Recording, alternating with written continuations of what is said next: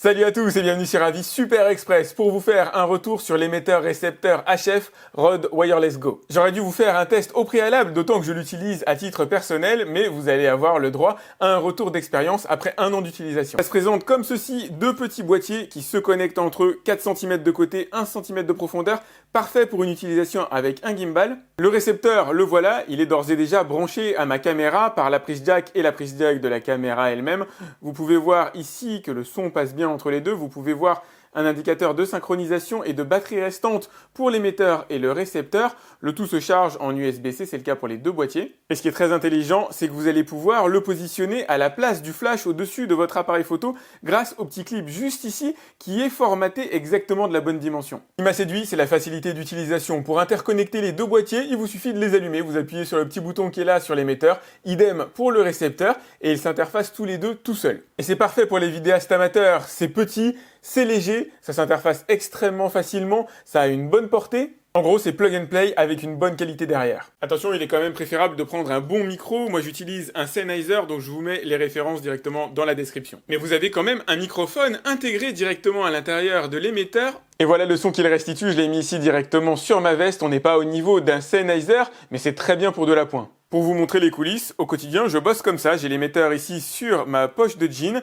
et j'ai le microphone à cet endroit-là où que je pince à mon t-shirt fonction des vêtements que je porte. N'ayant pas de plainte sur la partie audio concernant mes vidéos, j'en déduis qu'il est quand même plutôt bon, mais il a un défaut. Son principal défaut réside dans la batterie et non dans l'autonomie. Il a une autonomie de 7 heures. C'est plutôt bien, je passe pas 7 heures à travailler par jour. Par contre, je laisse mon micro allumé. Je pourrais m'amuser à l'éteindre, mais j'y pense pas. Encore une fois, moi, mon objectif, c'est vraiment le plug and play. Je branche et après, je ne m'occupe plus de rien et du coup la batterie se décharge. Ça c'est normal. À la limite, il aurait pu avoir un mode veille intelligente à l'intérieur ou quelque chose d'équivalent, mais je vais pas lui reprocher ça. Ce qui est reprochable pour une utilisation quotidienne, c'est que la batterie s'use et comme elle est de relativement petite contenance, à mesure que l'appareil est utilisé exactement comme sur un smartphone, la batterie va décliner et va devenir de moins en moins efficace avec le temps. Vous ne pouvez donc pas le laisser allumer pendant une journée de travail complète et à mesure que l'émetteur-récepteur vieillissent, vous ne pourrez plus les utiliser pendant les 7 heures du départ. Aujourd'hui, je dois en être à peu près 5h30 d'utilisation après un an de vie